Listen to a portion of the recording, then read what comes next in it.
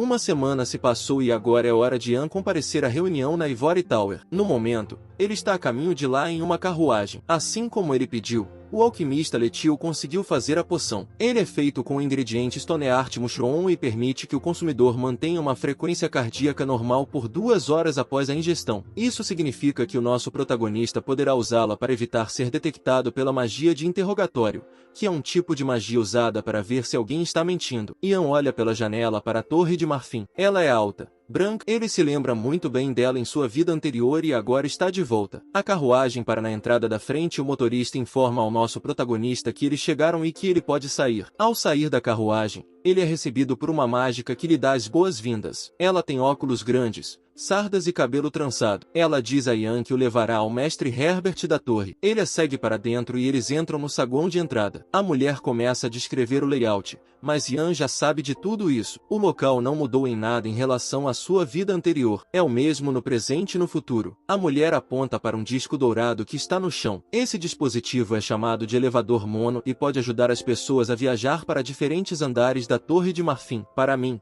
parece um elevador comum, mas tudo bem. O elevador dourado é capaz de alcançar o último andar imediatamente e é usado exclusivamente por mágicos de alto nível. A mulher diz ao nosso protagonista para pisar no disco de ouro. No último andar, ele encontrará a sala do Tower Master, onde mágicos de alto escalão estarão esperando por ele. Ian faz o que ela diz, e um feixe de luz dourada é disparado para cima. Então, acho que não é um elevador normal. Enquanto está subindo, Ian tira a poção do bolso e a segura. Ele a leva à boca e a joga para trás como se estivesse tomando doses em uma boate. Os efeitos durarão por 2 horas a partir de agora. O elevador termina sua viagem e faz uma parada abrupta. A luz dourada ainda brilha para os céus. À frente de Ian há uma grande porta. Esse deve ser o quarto do mestre da torre. Ele se prepara para entrar. Ao entrar, a primeira coisa que ele vê é o Tower Master Herbert. Ele cumprimenta nosso protagonista e o agradece por ter aceitado o convite. Ele lhe diz para não ficar parado perto da porta e para se sentar mais perto. Herbert não é a única pessoa aqui. Quando Ian olha para a direita, vê um grupo de outros homens, todos com expressões sérias, como se não estivessem aqui para brincar. A cena é semelhante à de sua esquerda, exceto que, em vez de homens, há mulheres. Ele é instruído a não se assustar ou se intimidar. Isso é apenas uma tradição para aqueles que são aceitos como mágicos na Torre de Marfim. Ele se aproxima de uma cadeira solitária no meio da sala e se senta nela. Olhando para a atmosfera aqui dentro, ele pode dizer que esses caras estão tentando incutir obediência nele desde o início. Herbert invoca algum tipo de roteiro da palma da mão e começa a fazer um discurso, dizendo que, depois de ouvir falar das habilidades excepcionais do nosso protagonista, todos ficaram bastante desconfiados. Entretanto, como todos os mágicos compartilham mana, eles têm um vínculo ainda mais forte do que o de irmãos de sangue. Eles convidaram Ian para vir aqui hoje para começar do zero e se livrar de quaisquer suspeitas que possam ter. Ian pergunta, em tom de brincadeira, se isso significa que eles vão torturá-lo ou algo assim. O tom sério de Herbert é quebrado por um momento, quando ele sorri um pouco. É claro que eles não vão torturá-lo. A Torre de Marfim não usa métodos tão bárbaros. Eles só vão lhe fazer algumas perguntas e ele precisa respondê-las com sinceridade. Os olhos de Herbert brilham em azul enquanto ele ativa sua magia de interrogatório que pode detectar mentiras. Eles se preparam para começar. Herbert e nosso protagonista se sentam um em frente ao outro, enquanto todos os outros se sentam nas laterais. Eles realmente estão mexendo com essa criança de 12 anos. Herbert começa a ler a biografia de Ian em voz alta. Seu nome completo é Ian Page, nascido no ano 488. Seu pai se chamava Pran e era um aventureiro errante. Sua mãe, Vanessa, é uma serva do castelo do senhor. O mestre da torre pede que ele confirme se tudo isso está correto e Ian acena com a cabeça. Um careca fala, perguntando qual é a relação de Ian com o alquimista Letio. A luz brilha em sua cabeça sem cabelos. Ian informa aos Baldi que sua mãe tem um corpo frágil e que ele precisava de um alquimista que pudesse lhe fornecer remédios constantemente. Outra pessoa faz outra pergunta, querendo saber por que ele visitou a antiga Torre de Marfim na primeira parte. Na verdade, ele foi procurar um livro de feitiços raro, mas é claro que não contou isso a eles. Ele mente dizendo que ouviu falar muito sobre o lugar e só queria dar uma olhada. Um homem de paletó verde fala de Cecília, a espiã do Império Colduod que Ian ajudou a capturar na parte 1. Ian inventou uma história dizendo que viu Cecília conversando com outro espião e que ela tentou matá-lo depois que ele os viu. O homem de paletó verde quer saber se essa história é realmente verdadeira, pois ele ainda não conseguiu fazer Cecília confessar nada. O suor escorre pela bochecha de Ian. Ele mente com todos os dentes dizendo que a história é verdadeira. Ele não pode dizer a eles que realmente sabia que ela era uma espiã por causa de sua vida anterior. As perguntas continuam chegando. É como se ele estivesse sendo entrevistado pela polícia. Uma mulher mais velha quer saber se ele realmente nunca aprendeu magia com ninguém antes. Como ele afirma, normalmente, as pessoas que possuem poder mágico precisam passar por um treinamento vigoroso em uma academia para aprender a lançar feitiços. No entanto, Ian foi capaz de usar bolas de fogo, invocações de espíritos e até mesmo feitiços de Frost Nova, supostamente sem nunca ter sido ensinado. A mulher quer saber como algo assim é possível e quer uma resposta real, não apenas algo vago. Ian se prepara para contar mais uma mentira. O irmão realmente vestiu suas calças de ator hoje. Ele diz que os feitiços simplesmente apareceram em sua mente. Tudo o que ele fez foi imaginar fogo ardente sobre a palma da mão e, um dia,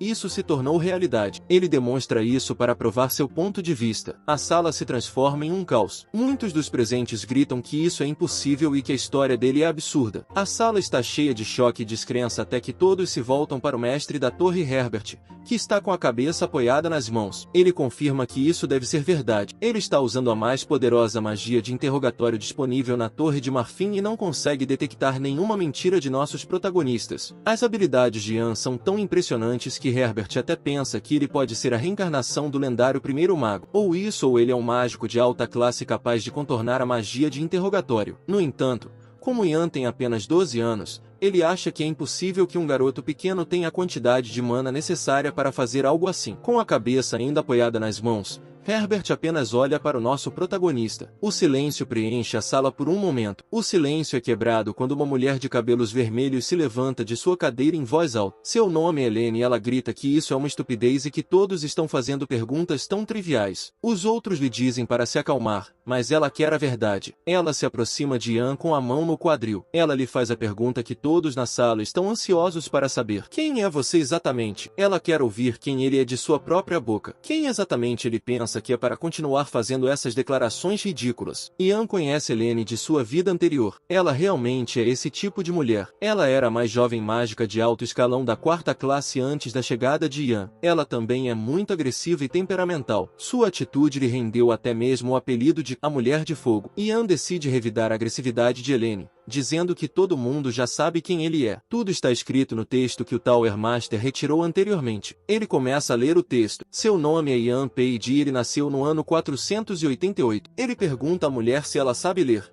Por que ela faria uma pergunta tão estúpida? É claro que isso deixa Helene furiosa. Ela começa a borbulhar de raiva, pronta para dar uma lição em nosso protagonista por agir de forma tão atrevida. No entanto, Herbert impede que a situação se agrave. Ele grita o suficiente e sua voz ecoa pela sala. Todos se viram para olhar em sua direção. O mestre da torre se prepara para fazer uma última pergunta. Pelo que parece, será uma boa pergunta. Ele menciona o guarda que Ian conheceu no início da primeira parte. Seu nome era Jonathan e ele insultou a mãe do nosso protagonista. Esse mesmo soldado foi encontrado morto no dia seguinte, afogado em um lago próximo. Quando o encontraram, detectaram traços de mana em seu corpo, o que significa que isso foi obra de um mágico. Herbert quer saber se Ian teve algo a ver com sua morte. Ele observa atentamente com sua magia de interrogatório. Ele vê que o comportamento de Ian não mudou. Uma pessoa normal teria perdido a compostura ao ser suspeita de assassinato, mas não o nosso protagonista. No entanto, tudo isso se deve aos efeitos da poção. No fundo, Ian está preocupado, pensando que se seu batimento cardíaco permanecesse normal em uma situação como essa, seria ainda mais suspeito do que se estivesse elevado. Ele se prepara para responder, pensando se deveria dissipar os efeitos da poção agora. Ele diz a todos que vai dar a resposta que eles querem ouvir. Com a mão no coração, ele diz que não teve nada a ver com a morte do guarda. A magia de interrogatório enche a sala e todos os mágicos olham em sua direção. É como se todos percebessem que ele está mentindo. O mestre da torre não o chama a atenção e apenas pede que ele confirme o que acabou de dizer. Ian se recusa a responder e um breve silêncio circula pela sala. Herbert decide encerrar o assunto, agradecendo a Ian por responder a uma pergunta tão incômoda. Ele diz que o guarda deve ter tropeçado na ponte e se afogado até a morte por acidente enquanto estava bêbado. Ian parece um pouco confuso, incapaz de ter certeza se o mestre sabe que isso é uma mentira e por que ele não o chamou a atenção para isso. Herbert segue em frente. Ele gostaria de terminar e fazer uma refeição junto, mas ainda há alguns procedimentos que precisam ser feitos. A Torre de Marfim nunca viu nada parecido com a habilidade de Ian antes. É um poder desconhecido do qual eles não têm conhecimento. É por isso que eles precisam de um método para testar suas habilidades que considere sua capacidade de mana e seu potencial de crescimento. Na frente de Ian há um item conhecido como acumulador de mana. Pode-se dizer que ele é a força motriz que move a maioria dos componentes da Torre de Marfim. Ele não parece grande coisa porque não foi preenchido com mana. Quanto mais mana é carregado, mais azul ele se torna. Herbert pede a Ian que se aproxime do acumulador e injete toda a sua mana nele para que eles possam descobrir qual é o seu limite. Ian se aproxima da bola grande e esfrega as mãos nela. Ele sabe que o acumulador pode ser carregado até a quantidade de mana de um mestre de terceira classe.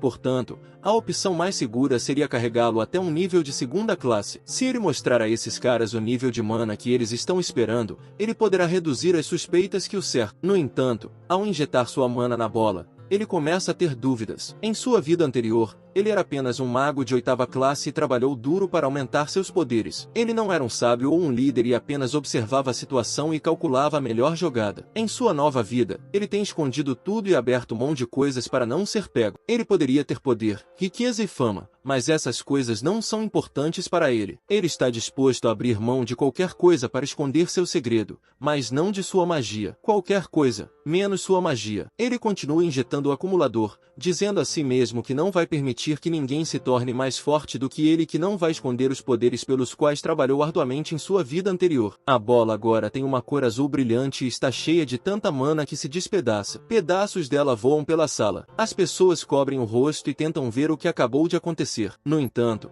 a sala está cheia de fumaça e isso obstrui a visão. À medida que a fumaça se desvanece, nosso protagonista é revelado. Ele está segurando o peito e respirando profundamente por ter exercido tanta força. A boca de Herbert se abre e ele fica sem palavras. O mesmo pode ser dito de todos os outros, que estão se perguntando como algo assim é possível. A Rui Velene se inclina e pega um caco de vidro quebrado do chão. Ela olhou para Ian. O limite do acumulador de mana era o nível de um mestre de terceira classe. Como Ian quebrou o dispositivo, isso deve significar que suas habilidades são ainda maiores do que isso. A última fumaça começa a se dissipar da sala e Ian se recupera de sua exaustão. Agora não há mais volta para ele, pois eles sabem o quanto ele é forte. Algum tempo depois, todos os outros mágicos vão para uma sala privada para discutir a situação. Um punho bate na mesa. Todos os rumores que todos ouviram sobre nosso protagonista são verdadeiros. Ele deve ser, no mínimo, um mestre de 4ª classe. O que significa que está no mesmo nível de todos na sala,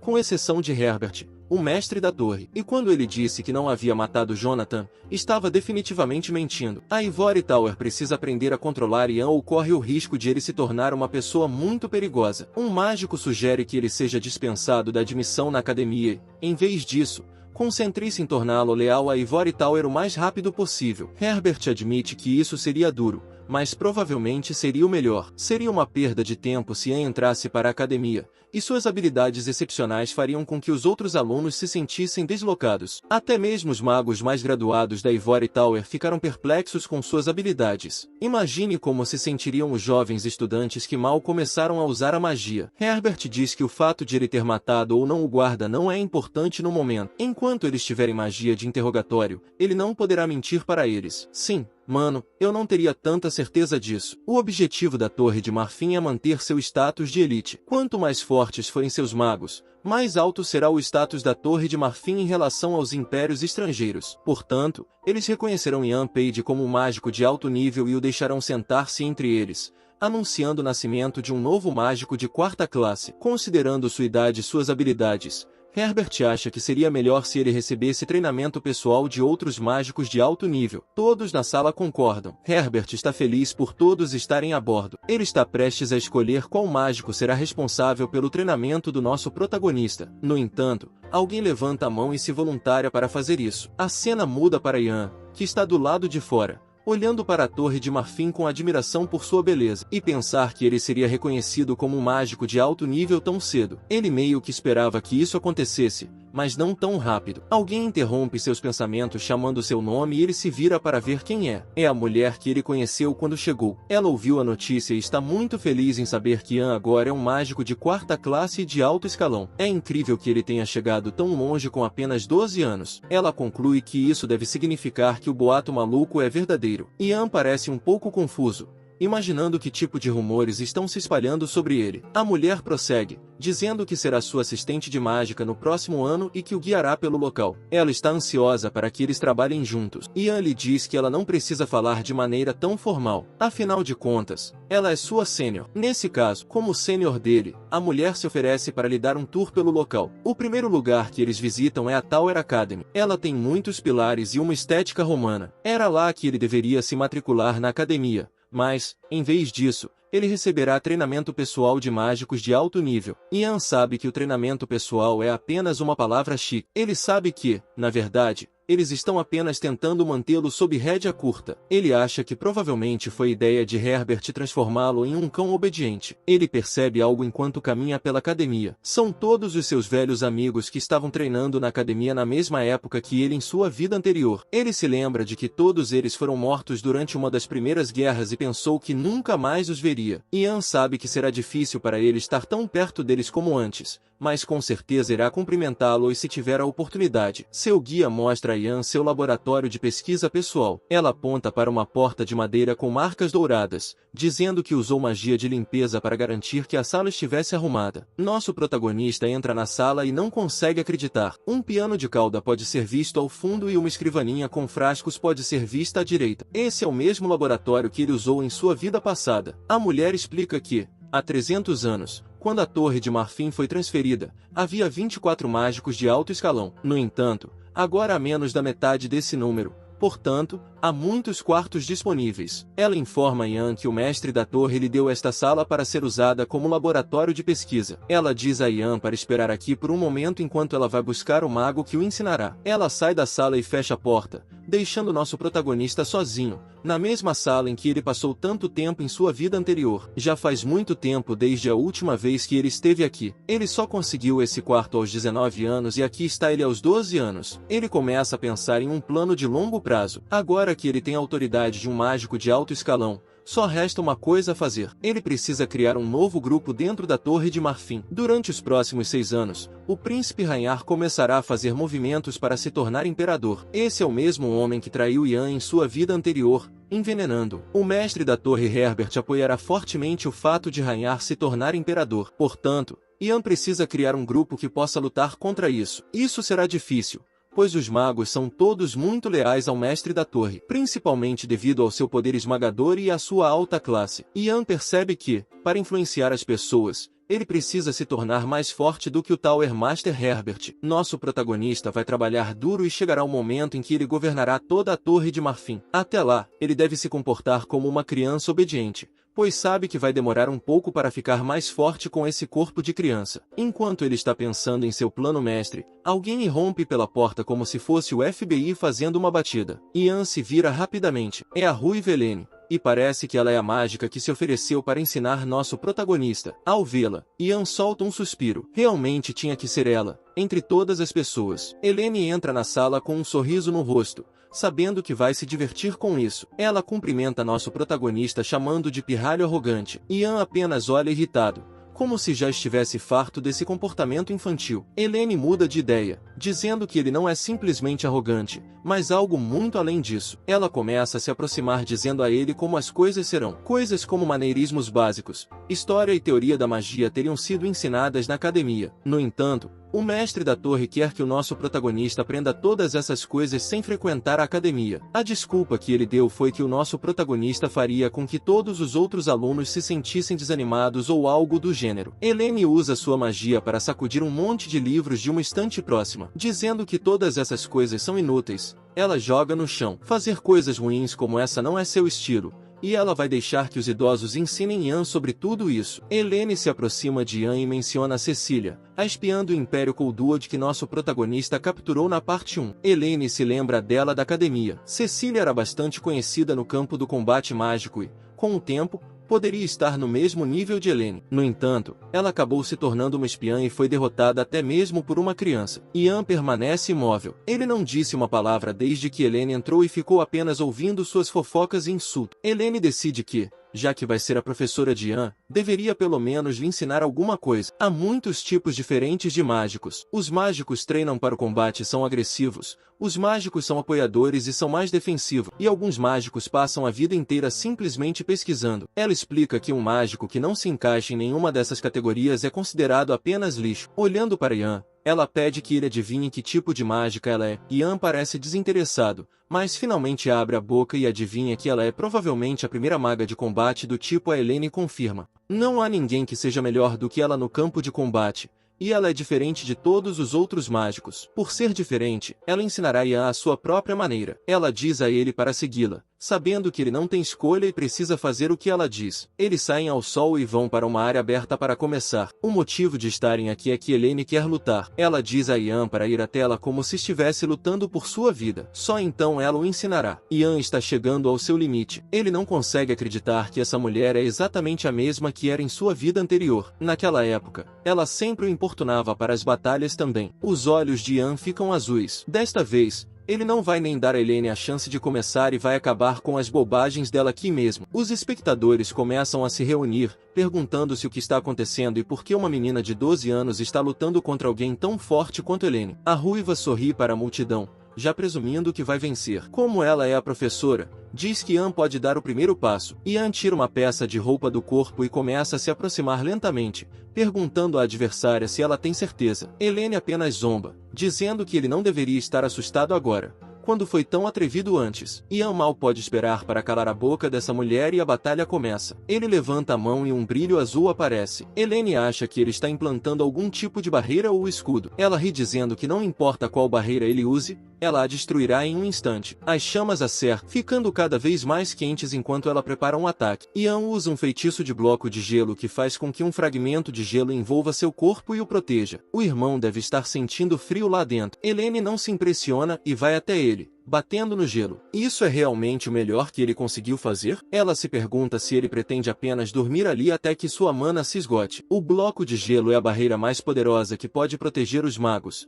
mas faz com que eles entrem em um estado de semiconsciência, no qual não conseguem usar nenhuma outra magia. Helene dá de ombros, achando que foi tolice esperar uma luta decente de uma criança. De repente, um som começa a emanar e o chão treme. Todos os espectadores olham em volta, perguntando-se o que está acontecendo. A ruiva se vira para ver como está o nosso protagonista e o que ela vê a choca profundamente. Enquanto ainda está dentro do bloco de gelo, ele olha diretamente para ela, encarando-a nos olhos. De alguma forma, ele consegue se mover e ficar acordado enquanto está dentro do gelo. Ian usa sua mágica e começam a crescer vinhas parecidas com grama. Elas cercam Helene como se fossem árvores. Ela só consegue olhar para cima com uma expressão pálida, perguntando-se como isso é possível. Isso é loucura. E ela começa a se arrepender de sua decisão de lutar. Essas videiras vêm direto para ela. Elas se estendem até o céu e podem ser vistas por quilômetros. Helene tenta desesperadamente evitá-las, esquivando-se e tecendo, mas não adianta. Não há fim para elas, e não importa quantas ela queime, elas continuam voltando. Ela sabe que, se continuar assim, vai perder. Perder para uma criança de 12 anos seria constrangedor. Para vencer, ela sabe que precisa encontrar uma maneira de tirar Ian do bloco de gelo. Ela começa a tentar pensar em uma maneira, perguntando-se como ele é capaz de usar magia lá dentro. Seus pensamentos a distraem por muito tempo, e as vinhas se aproximam sorrateiramente e a agarram. Eles envolvem o pescoço e os membros da cabeça vermelha, fazendo com que ela não consiga mais se mover. Depois que ela é imobilizada, Ian sai do bloco de gelo com os punhos cerrados. Tudo que Helene pode fazer é rir e admitir a derrota. Ela ouviu rumores de que Ian tinha as mesmas habilidades do lendário primeiro mágico. Parece que eles estavam certos. Ela pede ao nosso protagonista que a liberte dessas vinhas nojentas. No entanto, Ian se recusa dizendo que ainda não. Seria uma pena que a batalha terminasse tão cedo. Helene parece um pouco assustada. Ela já admitiu sua perda, mas Ian está planejando fazer outra coisa. Ian levanta lentamente o braço no ar com a palma da mão voltada para trás. O céu começa a estalar e nuvens escuras começam a se formar sobre os dois. Helene fica desesperada, implorando para que ele pare. Eles deveriam estar apenas treinando e agora tudo acabou. Mas Ian a ignora. Ele invoca um raio do céu nublado, apontando o dedo para Helene. Bru está pronto para cozinhá-la como um frango empanado. O estrondo de um trovão e um relâmpago amarelo caem. Por um momento, todos esperam o pior e observam com expressões preocupadas. Muitos dos espectadores têm suor escorrendo pelo rosto. É revelado que o raio não atingiu a cabeça vermelha. Em vez disso, acertou o chão bem entre suas pernas. Ela fica ofegante e sem fôlego devido ao pânico da situação. Ela está apenas agradecida por ter sobrevivido e começa a se acalmar. No entanto, Ian se aproxima e se ajoelha, o que a faz entrar em pânico novamente. Ela grita para que ele se afaste dela. Ele se aproxima com um olhar presunçoso, perguntando se Helene ainda tem algo que gostaria de lhe ensinar. A ruiva não responde e apenas abaixa a cabeça com vergonha, sem querer fazer nada que possa matá-la. Vendo que agora ela está realmente derrotada, Ian a liberta das vinhas e se afasta. Ele empurra para trás a multidão de espectadores que cresceu desde o início da batalha. Ele pede que saiam do seu caminho, pois está se sentindo um pouco cansado. Com todas essas testemunhas,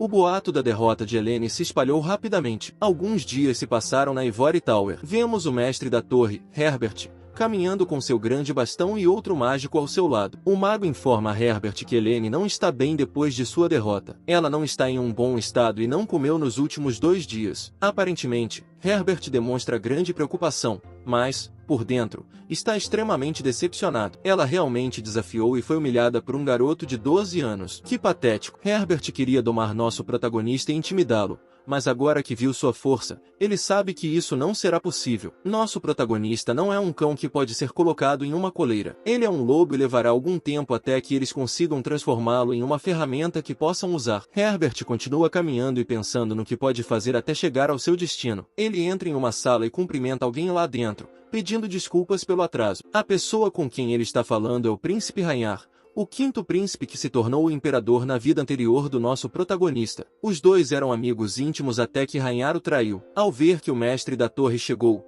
Rhaenyra fecha seu livro e o coloca no chão. Ele olha para Herbert e pergunta que informações ele tem para lhe dar hoje sobre o popular mágico Ian Page. Parece que Herbert tem informado Rhaenyra sobre tudo o que está acontecendo e os dois estão planejando algo. A cena muda para a mansão de Ian em um dia claro e ensolarado. Vemos Douglas, o filho do alquimista, todo arrumado e pronto para ir a algum lugar. Ele chama por seu pai. O alquimista Letio aparece e fica feliz ao ver seu filho. É hora de ir embora. Os dois se voltam para o nosso protagonista, despedindo-se. É hora de Douglas ir para a academia para seu primeiro dia de aula. Vemos Ian, que está sentado lendo um livro. Ele não consegue acreditar que hoje já é seu primeiro dia de aula, e pensar que a Academia Imperial de Alquimistas o aceitou como o melhor da turma assim que ele se registrou. Não há dúvidas quanto a isso. Ele definitivamente tem talentos extraordinários e um futuro brilhante como alquimista. Ian conhece todas as matérias que são ensinadas em sua vida anterior e sabe que Douglas vai se divertir muito. Infelizmente, o mesmo não pode ser dito de Ian, que está sentado sem nada para fazer por um tempo. Ele decide se levantar e voltar ao trabalho. Desde que voltou, ele tem trabalhado sem parar. Mesmo que Rhaenyra ainda não tenha feito nenhum movimento, ele sabe que não pode ficar parado. Ian sabe que, se quiser alcançar a mesma quantidade de poder que tinha em sua vida anterior, ele precisa fortalecer esse corpo fraco. Uma criada entra na sala com uma carta em uma bandeja do Palácio Imperial. Ian pega a carta e vê que se trata de um convite para algum tipo de evento especial organizado pelo Príncipe Iden. Ele não consegue acreditar e começa a se preparar. Naquela noite, ele chega ao local ainda achando difícil acreditar que foi convidado para um evento como esse. É uma regra tácita que um mágico não pode ser convidado para eventos sociais se não tiver nascido da nobreza. Mas aqui está ele. Ian acha surpreendente que o Príncipe Iden seja o anfitrião desse evento. Em sua vida anterior, quando se tratava de interagir com os nobres, o príncipe Hyde sempre o fazia de má vontade e nunca organizava eventos para pessoas de status elevado. Por causa de sua atitude morna, ele perdeu a oportunidade de entrar no mundo político e todos os nobres do império lhe deram as costas. No entanto, o príncipe Rhaenyra era diferente. Ele não só era ativo no cenário político do reino, como também fazia questão de se tornar amigo de outros nobres e fazer contatos com eles. Foi isso que levou o príncipe Rhaenyra a roubar o trono de seu irmão depois que o pai deles morreu. Ian não sabe por que Aiden está agindo de forma tão diferente agora, mas não se importa, pois isso é vantajoso para ele. Qualquer coisa que possa impedir que Rhaenyra se torne imperador é bom para ele. Ian se aproxima da porta e se prepara para entrar no evento que Aiden está organizando. O homem na porta aceita seu convite. O interior é um espetáculo para se ver, paredes e pisos de mármore, com lustres e decoração dourados. Todos os nobres na sala olham para o nosso protagonista quando ele entra, conversando entre si, provavelmente se perguntando o que ele está fazendo aqui. Isso começa a deixar Ian um pouco inquieto, pois ele nunca foi de se associar com nobres em sua vida anterior. A estranheza acaba quando o príncipe Hayden entra e todos abaixam a cabeça em sinal de respeito a ele. Ele aparece em uma varanda próxima, olhando para todos, vestindo mais peças de roupa do que posso contar. Hayden agradece sinceramente a todos por estarem aqui reunidos esta noite. Como todos já devem saber, ele é o anfitrião deste banquete em nome de seu pai, o imperador. Normalmente, ele faria o discurso de abertura primeiro, mas antes disso Hayden gostaria de aproveitar esta oportunidade para apresentar a todos um convidado especial. Ian parece um pouco confuso, imaginando se ele está falando dele ou não. Hayden continua: essa pessoa é alguém que ele dedicou tempo para convidar pessoalmente e é o mais jovem mago de 4ª classe do alto escalão da Torre de Marfim, um convidado de honra do território Moglian ao norte. Ian Page, ao ouvir seu nome, um sorriso aparece no rosto de nosso protagonista. O príncipe o convida a se aproximar e ele o faz. Hayden lhe diz que o único objetivo desse evento era apresentar Ian a todos. Ao ouvir isso, Ian parece um pouco confuso. Ele agradece ao príncipe por sua gentileza, embora, no fundo, ele saiba que tudo isso provavelmente foi apenas um estratagema para que Hayden pudesse mostrar aos nobres que ele tem um mágico poderoso ao seu lado. O evento provavelmente nem foi ideia dele, e o imperador provavelmente o forçou a fazer isso. Hayden continua falando sobre as muitas realizações de nosso protagonista, e pensar que Ian conseguiu assumir uma posição de alto escalão assim que chegou à Torre de Marfim. O príncipe só consegue imaginar a cara dos magos snobs. Ele admite que, quando se conheceram na primeira parte, não ficou muito impressionado e se perguntou por que Lord Marcus se esforçava tanto por uma criança tão imunda. Ele não imaginava que Ian viria a ter habilidades tão extraordinárias. Ele admite que recebeu ordens de seu pai para organizar esse evento, mas está feliz por tê-lo feito. Ian não sabe o que dizer. O cara realmente acabou de insultá-lo e elogiá-lo em um intervalo de poucos segundos. Hayden se vira e diz a Ian que é alguém que ele quer que ele conheça. Ele faz um gesto para uma figura sombria à sua direita. Quando nosso protagonista vê essa pessoa, seus olhos se arregalam e ele fica ainda mais sem palavras. A pessoa é a irmã de Hayden, a princesa Harry, que Ian viu praticando magia secretamente na parte 1. Ela se apresenta e diz que conhece bem a reputação do nosso protagonista, pois ele é bastante famoso no Palácio Imperial. A princesa está brilhando tanto como uma estrela que Ian mal consegue olhá-la nos olhos sem ficar cego. Harry afirma que, infelizmente,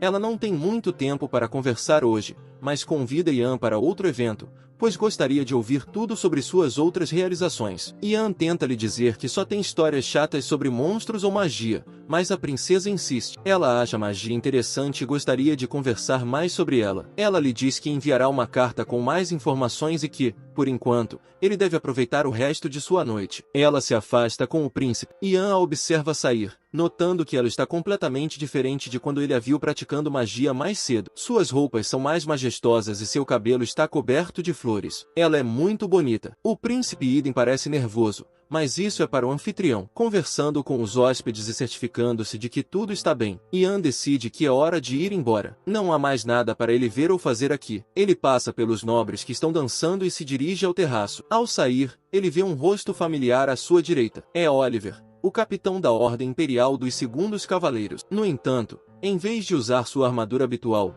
ele está usando um terno novo e elegante. Ian o elogia, dizendo que ele está fantástico. Oliver fica um pouco confuso com esse elogio e diz que teve de usá-lo porque o príncipe Hayden ordenou. Depois dessa conversa fiada, há um breve silêncio e as coisas ficam estranhas quando os dois percebem que não tem mais nada a dizer um ao outro. Ian acha que talvez não tenha sido a melhor ideia sair para o terraço. Oliver quebra o silêncio incômodo e começa a falar sobre Helene. Ele diz que ouviu rumores de como nosso protagonista a derrotou. Ian fica surpreso com o fato de haver tantos rumores sobre ele. Ele ouviu dizer que a maioria das coisas que acontecem na Torre de Marfim deve ser considerada confidencial. Oliver sorri. Se um cavaleiro não consegue nem mesmo obter informações, o que mais ele deve fazer nesta era? Nesta era, o Império é atualmente liderado por um punhado de magos de alto escalão no topo da hierarquia militar. Como os cavaleiros têm menos poder militar, eles perderam prestígio e agora são considerados nada mais do que acessórios. Oliver ficou surpreso quando soube que Ian não só é o mais jovem mágico de 4ª classe do alto escalão,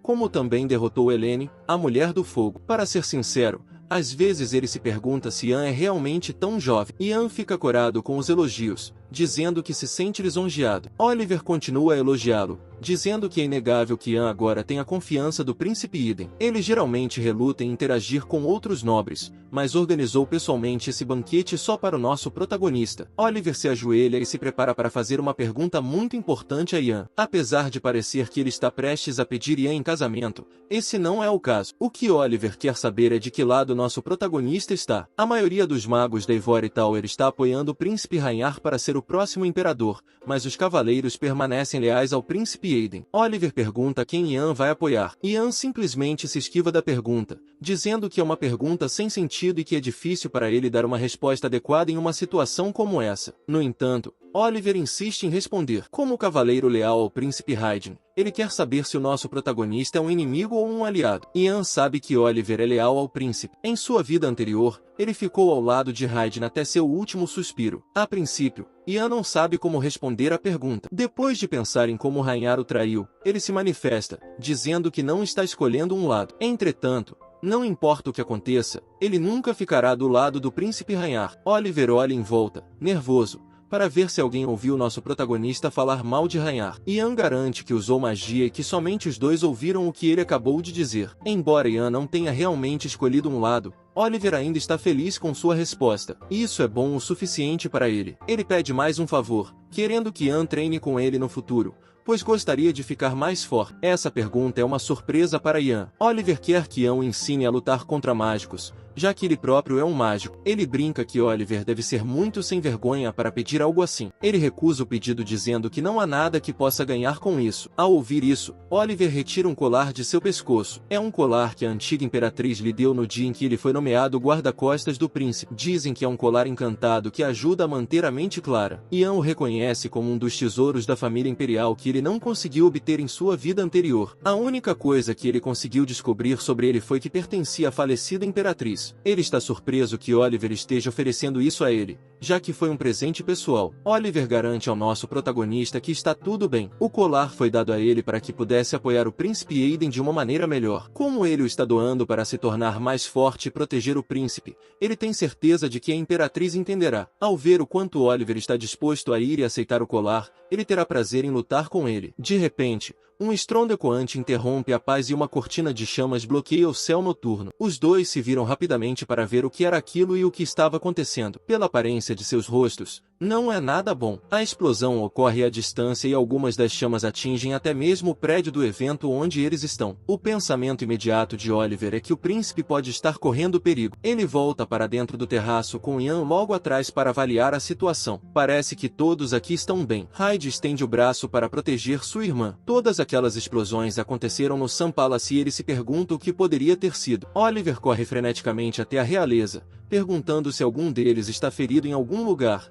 Mas eles estão bem. Mais cavaleiros irrompem pelas portas. Um dos cavaleiros revela que várias explosões foram detectadas no Palácio Imperial e que eles ativaram algo chamado Zona de Comunicação de Emergência. Todas as tropas estão procurando a causa da explosão. Ian já ouviu falar dessa Zona de Comunicação de Emergência antes. Todos os quartéis generais dos Templários e os quartéis do Exército Imperial operam em uma rede conectada pela Ivory Tower, que está disponível para as tropas para que elas possam se concentrar na proteção do palácio. Se a Zona de Comunicação de Emergência for ativada, todas as tropas imperiais devem se reunir em torno do Palácio Imperial. Ian se pergunta se esse era o objetivo da explosão para começar. Ele imediatamente ativa seus poderes mágicos e invoca uma barreira de mana para proteger a realeza. Ele se volta para a princesa Harry e pergunta se ela é capaz de sustentar essa barreira, já que ele sabe que ela pode usar magia. A princesa Harry tenta fingir que não sabe do que ele está falando, mas Ian insiste, pois é uma emergência. Ela admite que aprendeu um pouco, então provavelmente pode fazer isso. Ian sai da barreira e deixa que ela cuide disso. Ele se aproxima de uma criada próxima e pergunta se alguém com o nome de Isabela veio aqui recentemente. A empregada está tremendo de medo diante de toda a situação. Ela consegue dizer as palavras,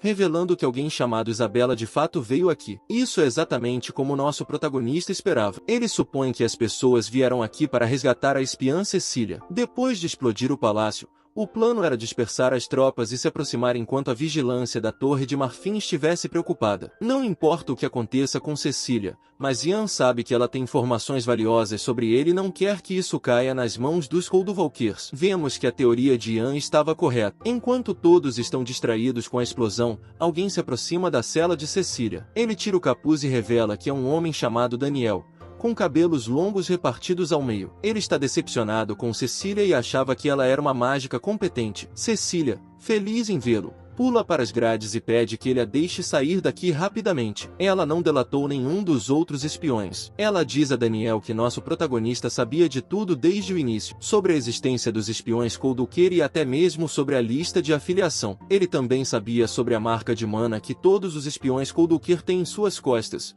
o que nem ela mesma fazia ideia. Daniel não parece estar com pressa e pergunta se Cecília tem mais alguma informação para ele. Ela não tem. Não há tempo para conversar agora e ela quer ser liberada.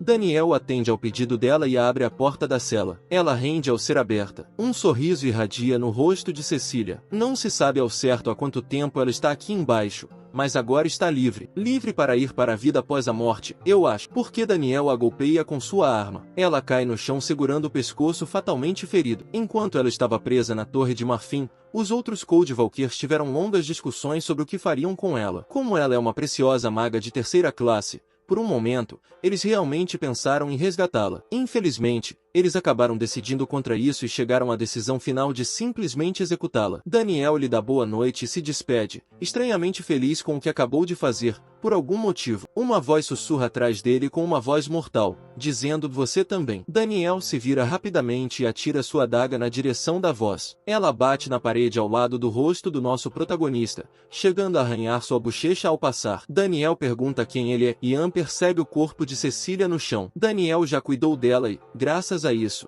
ele tem uma coisa a menos com que se preocupar. Ele usa sua magia de gelo para congelar Daniel no lugar. Ele conheceu esse homem em sua vida anterior. Ele se aproxima lentamente. Ele teve muita sorte em encontrar Daniel aqui, pois queria matá-lo com suas próprias mãos. Agora ele pode finalmente vingar as tragédias de seus colegas de classe. Daniel não tem ideia do que está falando. Ele nunca matou nenhum dos colegas de classe de nosso protagonista. É claro que ele ainda não o fez, mas Ian sabe que isso deve acontecer em uma década. Seu gelo cresce e cresce, subindo pela perna do espião e envolvendo todo o seu corpo. Ian tomou uma decisão desde que voltou ao passado. A decisão de colocar tudo de volta onde estava. Ele bate no gelo e ele se quebra em 1000 pedaços. Daniel cai no chão com um food congelado e, presumivelmente, morto. Nem mesmo descongelá-lo pode trazê-lo de volta. Ian passa a mão na nuca para revelar que ele também tem uma marca de mana. Ele sabe que isso será suficiente para usar como desculpa. Os magos dobram a esquina depois de ouvir ruídos suspeitos. Eles não conseguem acreditar no que veem. Ian se levanta e, no chão abaixo dele,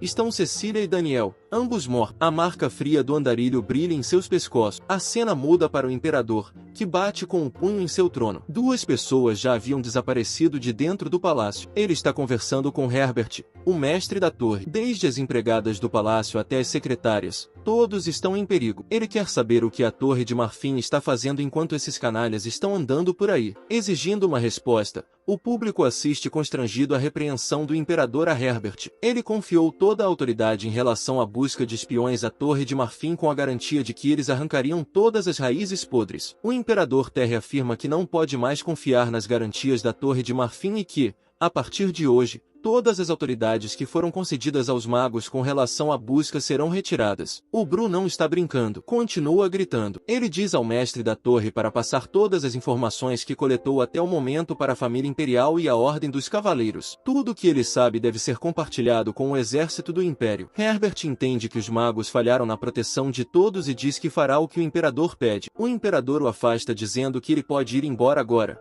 pois tem muito a fazer. Terry está com dor de cabeça por causa de toda a sua gritaria. Herbert sai vergonhosamente da sala do trono enquanto todos o olham e sussurram sobre ele. Um assistente do imperador chama nosso protagonista para dar um passo à frente e prestar homenagem à sua majestade. Ian, o estimado convidado do norte, aparece. O imperador está feliz por estarem se encontrando novamente. Ian abaixa a cabeça. Para ele. Ela não tem. Não há tempo para conversar agora e ela quer ser liberada. Daniel atende ao pedido dela e abre a porta da cela. Ela rende ao ser aberta. Um sorriso irradia no rosto de Cecília. Não se sabe ao certo há quanto tempo ela está aqui embaixo, mas agora está livre. Livre para ir para a vida após a morte, eu acho. Porque Daniel a golpeia com sua arma. Ela cai no chão segurando o pescoço fatalmente ferido. Enquanto ela estava presa na Torre de Marfim, os outros Cold Valkyrs tiveram longas discussões sobre o que fariam com ela. Como ela é uma preciosa maga de terceira classe, por um momento, eles realmente pensaram em resgatá-la. Infelizmente, eles acabaram decidindo contra isso e chegaram à decisão final de simplesmente executá-la. Daniel lhe dá boa noite e se despede, estranhamente feliz com o que acabou de fazer.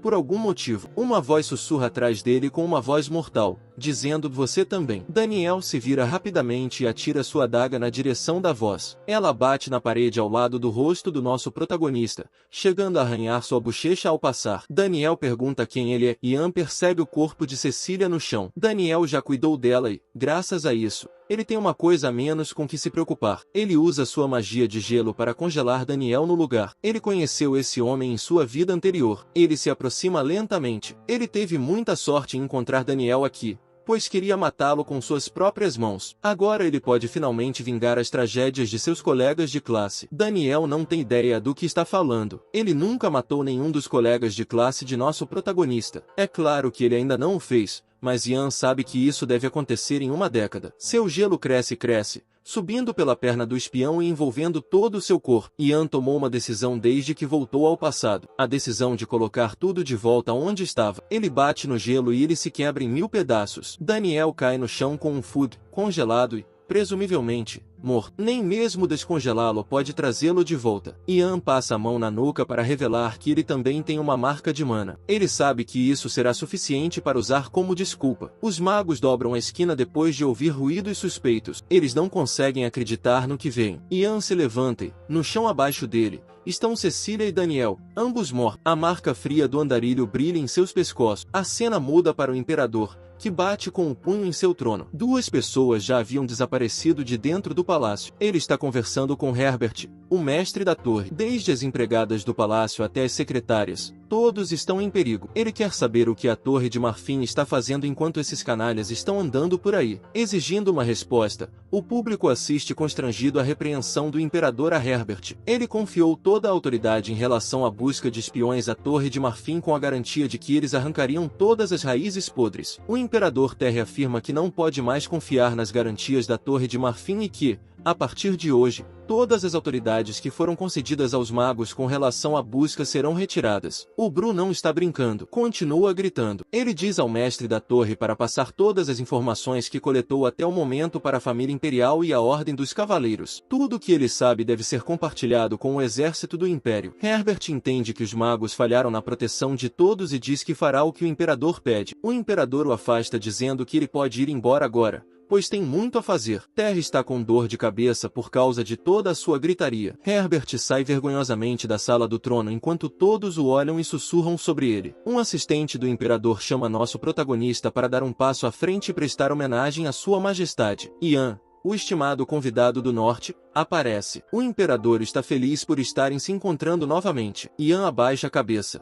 Eles conseguiram manter a segurança do Império graças à excelente competência de Ian desta vez. Se não fosse por ele, eles teriam perdido muitas informações para um inimigo desconhecido que não conseguiram capturar. No final, o Império, uma família imperial, teria sido reduzido a nada além de motivo de chacota em todo o mundo se sua negligência tivesse sido exposta. O imperador não deixará de lado o que o nosso protagonista fez. Ele é grato e gostaria de dar a Ian algo pessoalmente pela contribuição que ele fez para a proteção do império. Um homem se aproxima de Ian com uma maleta. Ele se pergunta qual poderia ser sua recompensa desta vez. É uma túnica. Pertenceu ao ancestral do imperador e ao único mago da família imperial, chamado Mitchell, o mágico que fundou a Torre de Marfim. Essa é a única relíquia que ele deixou para trás. Ian está maravilhado com esse presente. Seus olhos brilham ao olhar para ela. Normalmente, esse não é um item que possa ser dado a alguém que não faça parte da família imperial. Então, o imperador diz a Ian que não está dando a ele, mas apenas emprestando. Ele quer que o manto seja devolvido à família imperial quando Ian morrer,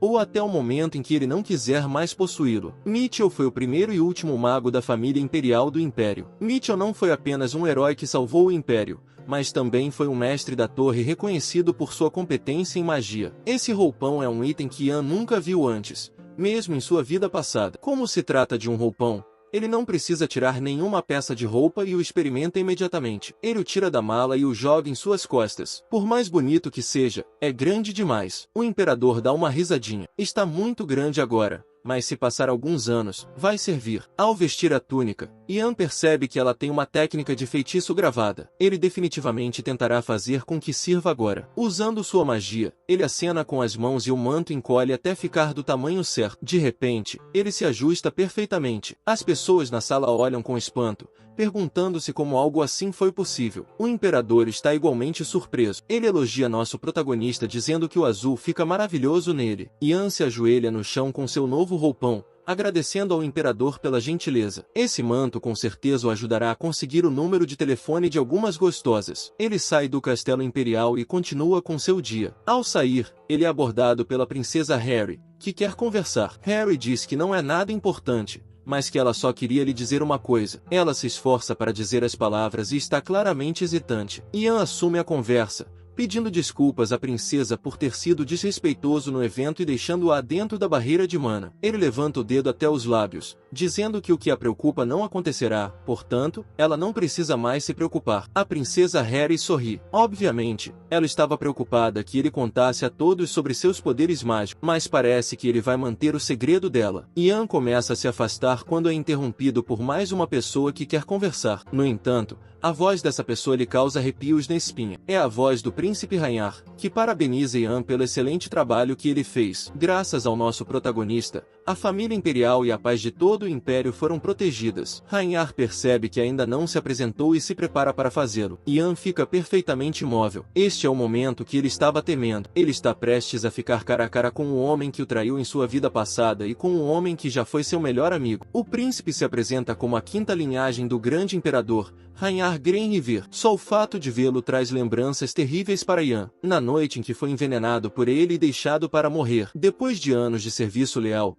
ele foi simplesmente descartado como lixo. Aqui está ele no presente, embora muito mais jovem. O rosto de Ian parece ter acabado de ver um fantasma e ele ainda não abriu a boca para dizer nada. É muito cedo e ainda não deveria ser hora de conhecê-lo. Rhaenyra parabeniza Ian por ter se tornado um dos magos de alto escalão da Torre de Marfim. Ele oferece seu sincero respeito a Ian pelo excelente trabalho que ele fez, desde ajudar o senhor no território mogriano até capturar os espiões do Império e proteger a segurança do Império. Como membro da família imperial, Rhaenyra agradece e convida Ian para almoçar hoje. Ele pergunta se ele está disponível. Os punhos de Ian estão cerrados com força. Parece que ele está pronto para se vingar agora mesmo. No entanto, a princesa Harry o empurra, dizendo que já tem planos com nosso protagonista para hoje, portanto ele não está disponível. Nesse caso, Rhaenyra espera que ele esteja disponível amanhã. Ian finalmente se acalma e abre a boca, dizendo que também não estará disponível amanhã. Rhaenyra entende e acha que é uma pena. Parece que eles terão que combinar outra hora. No entanto, ele ainda está feliz por ter conhecido nosso protagonista. Ele se afasta com seus guardas e deixa Ian com a princesa. Ian apenas o encara caminhando e há uma longa pausa enquanto ele tenta entender o que acabou de acontecer. A princesa Harry pede desculpas por ter interferido na conversa deles. Ela estava no piloto automático e nem percebeu. Ian lhe garante que não houve problema. Ele dá uma última olhada em Rhaenyra antes que ele saia de seu campo de visão. Ele o conheceu 2 anos antes do que em sua vida anterior. Ele ainda não passa de um moleque que precisa esconder seu coração ambicioso. Ian promete que fará com que seus planos sejam escondidos de Rhaenyra, até que Ian tenha reunido uma força extremamente poderosa e até que Rhaenyra não seja mais capaz de fazer nada. Ele se certificará de que, no final, ele caia na devastação e tenha um fim trágico. A história avança 5 anos no futuro. Ela ainda se passa no mesmo lugar. No Castelo Imperial, vemos o príncipe Iden, que está lendo um livro. No entanto, ele não consegue entender nada. Será que eles não podem simplesmente escrever essas coisas de uma forma mais fácil de ler? Quem escreveu os livros de uma forma tão difícil de entender? Outro homem se aproxima com uma outra pilha de livros. Ele informa a Iden que o livro que ele está lendo foi escrito pelo próprio primeiro imperador. Como herdeiro do trono, ele aconselha Iden a se familiarizar com ele. Ele contém o conhecimento de como você deve se comportar e governar como um imperador. Iden olha para todos os livros ao seu redor, deprimido por ter que ler e estudar todos eles. Mas os livros não param por aí e continuam se acumulando. Ele precisa aprender sobre a história, a filosofia, a economia, a política e a etiqueta do império. Pelo menos não a álgebra, eu acho. Eden solta um suspiro, dizendo ao professor que não há como ele ler todos esses livros hoje. Ele se volta para o cavaleiro ao seu lado, perguntando se este é o último dia de treinamento entre o Capitão Oliver e Ian. O cavaleiro diz que ele está certo. Aiden sonha um pouco com o que eles devem estar fazendo. Ele está preso atrás desta mesa enquanto eles provavelmente estão no meio de uma luta intensa neste momento. Ele bate as mãos na mesa e se levanta. Ele não está lendo nada e quer ir vê-los lutar. Já faz algum tempo. A cena muda para o campo de treinamento da sede da Segunda Ordem Imperial dos Cavaleiros. Vemos o cavaleiro Oliver, que passou todo esse tempo praticando seu sparring com nosso protagonista. Ele prepara sua espada, pois este é o último dia em que ele quer dar o melhor de si. Um monte de cristais de gelo dispara em sua direção, presumivelmente do nosso protagonista. Oliver avança enquanto se movimenta entre eles. Os cristais de gelo perfuram o chão atrás dele. Ele faz uma parada abrupta quando algo começa a sair do chão à sua frente. O suor escorre por sua bochecha enquanto ele se concentra profundamente. Mais dessas coisas saem do chão, mas Oliver continua se movendo, fazendo o possível para evitá-las. Ele consegue ver o contorno sombrio de seu oponente à distância e ele está se aproximando. Ele salta no ar e começa a pular entre os objetos que estão se erguendo como grandes espinhos de pedra. Por fim, ele as libera e aterrissa no chão. No entanto, as coisas ainda não acabaram e ele sabe que há mais. O fogo vai direto em sua direção, ficando mais quente a cada segundo. Parece que alguém acabou de convocar o sol com entrega de primeira classe. Ele balança sua arma com força, criando uma rajada de vento. Isso empurra as chamas para fora de seu caminho à medida que elas se aproximam. Como esse é o último dia de treinamento, Oliver começa a se animar. Desta vez, ele vai pegar o mágico. Vemos nosso protagonista Ian que, depois de 5 anos, cresceu bastante. Oliver salta para frente. Ele conseguiu superar todos os obstáculos mágicos e esta é a sua oportunidade. Ele lança sua espada para frente, mirando diretamente no coração de Ian. No entanto, Ian se teletransporta para trás dele e lhe dá um tapinha no ombro. Ele parabeniza Oliver e diz que ele se saiu bem, mas Oliver não está tão orgulhoso de si mesmo. Ele não conseguiu nem mesmo um arranhão depois de tudo isso. Podemos dar uma olhada melhor em Ian. Agora, com cerca de 17 anos, seu cabelo está muito mais comprido e ele ainda está usando a túnica que lhe foi dada pelo imperador. Ele brinca com Oliver.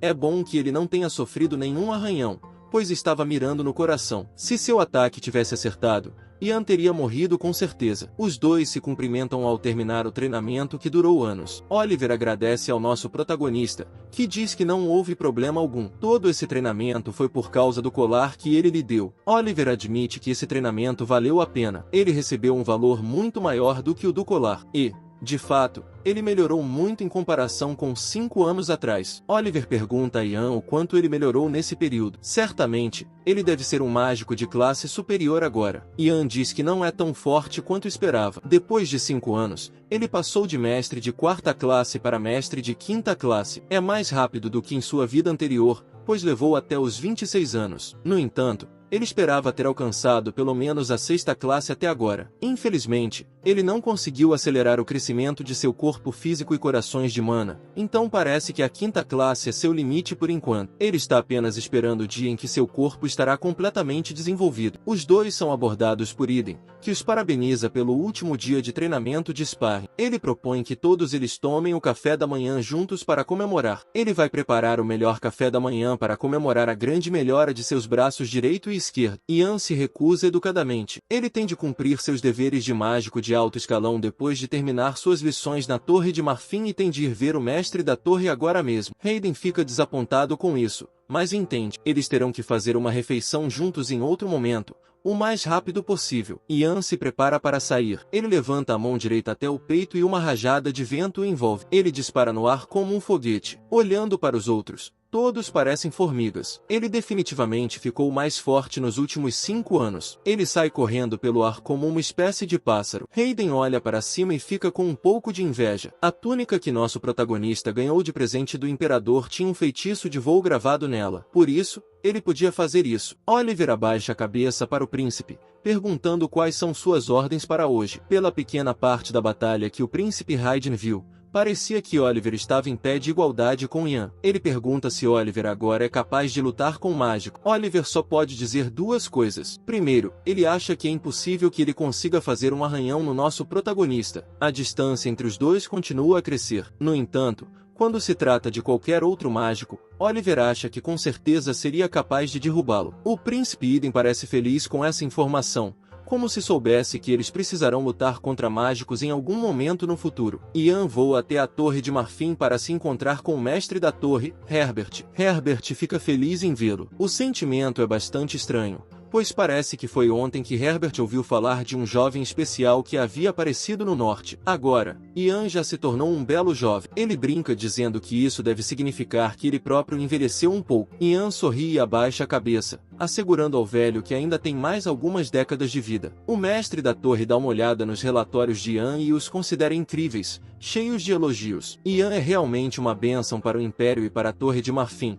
Até mesmo os mais jovens o admiram. Esse é o tipo de mágico que todos se esforçam para se tornar. Ian fica lisonjeado com seus comentários. Herbert lhe diz que ele não ficará lisonjeado por muito tempo. Como nosso protagonista já sabe, este é seu último dia. Se ele fosse um aluno normal da academia, teria sido colocado em outra propriedade assim que a cerimônia de formatura terminasse. Mas seu caso é um pouco diferente. Embora seja o último dia de Ian, ele tem que passar o dia conversando com um velho como Herbert. Que pena! Ian garante a ele que não é uma pena, mas sim uma honra. Herbert agradece sua bondade, mesmo que sejam palavras vazias. Ele estende a mão para o lado e retira algo de uma caixa. Ele parabeniza Ian por cumprir seus deveres e se tornar um mágico completo, entregando-lhe um tipo de retângulo de metal com uma cruz. Usando isso, Ian agora pode ter soldados e residentes locais em qualquer área que desejar. Herbert tem certeza de que ele fará bom uso disso. Ian olha para cima, querendo saber se há algum lugar que precise de mágicos de alta classe. No entanto, há mais do que ele pode imaginar. Eles perderam muitos mágicos. Com a morte de Helene, eles estão mais desesperados do que nunca. Herbert não quer pressionar nosso protagonista,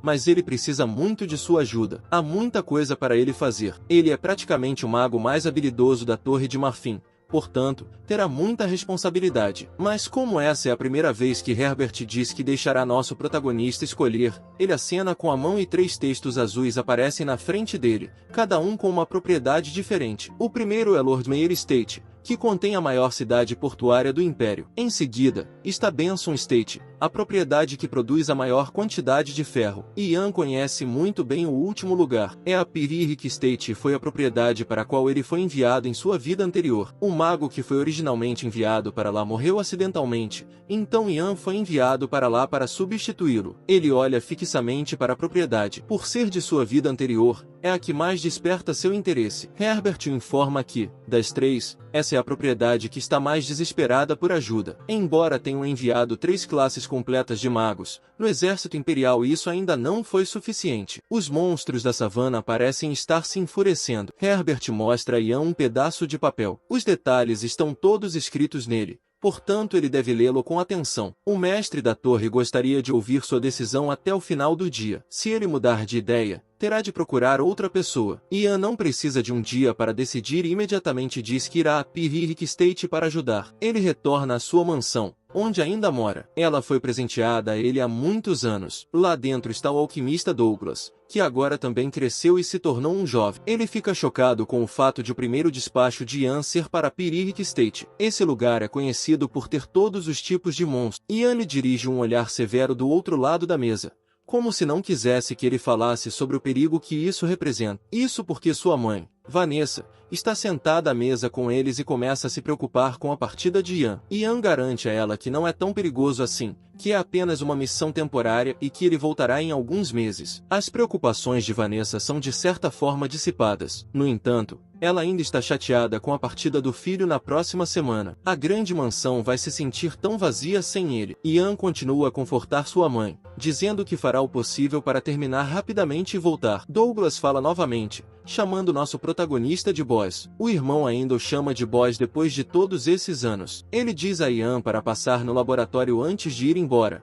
pois ele fez alguns itens úteis que podem ser úteis durante a batalha. O pai de Douglas, Letio, também está à mesa. Ele diz ao filho que, agora que ele cresceu, deve parar de chamar Ian de chefe. Douglas não vê problema nisso, mas olhando ao redor, vê que todos os outros acham estranho. Ele decide inventar outro apelido e pergunta a todos na mesa se deve chamá-lo de irmão. Os rostos de todos ficaram estupefatos. Ele deixou de chamá-lo de chefe para chamá-lo de irmão. Douglas se duplica, chamando o irmão Ian com um sorriso no rosto. Ian não consegue acreditar que esse cara é realmente o famoso alquimista que criou o veneno que o matou em sua vida anterior. Vanessa se junta à brincadeira, dizendo que Ian é muito sortudo por ter um irmãozinho fofo como Douglas. E agora ela também tem outro filho. Letil fica confuso com essa declaração, pois para Douglas ser seu filho, isso significa que os dois estão em um relacionamento. Toda essa situação é uma loucura. Letil dá um tapa no filho na mesa de jantar, dizendo que ele deveria se dirigir a Ian corretamente, como uma pessoa normal. Os dois começam uma pequena discussão e se empurram de brincadeira. Vanessa olha e dá risada da cena. Ian fica feliz em ver sua mãe tão feliz e não consegue deixar de sorrir ao ver isso. Ele olha ao redor da mesa para todos, percebendo que tem uma bela família aqui, e todos parecem estar se divertindo, o que é muito diferente de sua vida anterior, em que os pais acabaram mortos e Douglas acabou amargurado. É um momento saudável. Ian termina a discussão dizendo a Douglas que ele pode chamá-lo de qualquer outra coisa, menos de irmão. A semana seguinte passa muito rápido e já está quase na hora de Ian ir embora. Ele está conversando com Letil, que pergunta quando ele vai embora. Ian diz que primeiro precisa passar pela Torre de Marfim e se despedir do mestre da torre.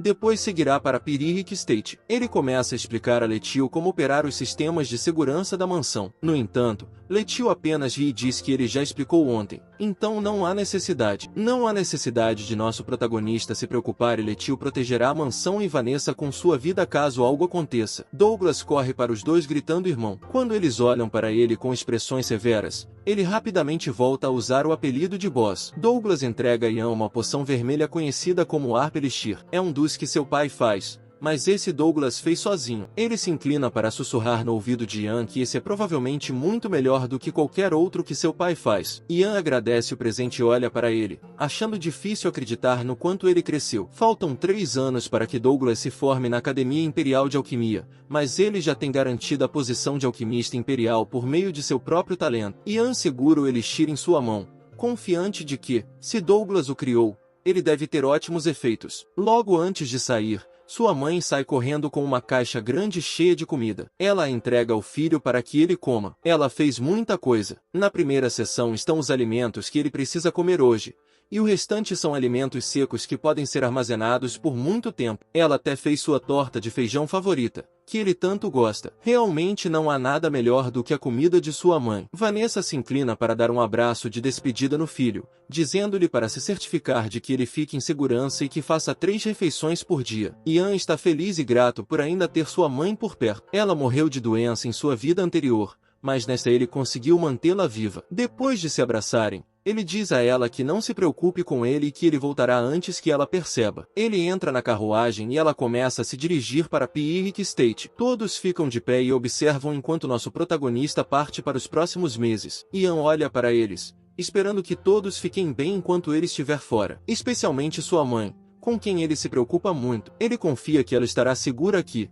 mesmo que ele não esteja por perto. A mansão é protegida pela família real em uma cidade com alta segurança. Ian também tem uma segurança instalada em sua mansão que só pode ser ativada por sua mãe, Letil ou Douglas. Ela é conhecida como Mana Trap. Esse nível de segurança será capaz de eliminar a maioria das ameaças. Já se passaram 25 anos desde a última vez que nosso protagonista esteve na Pyrrhic Estate em sua vida anterior, mas aqui ele embarca em uma jornada para retornar novamente.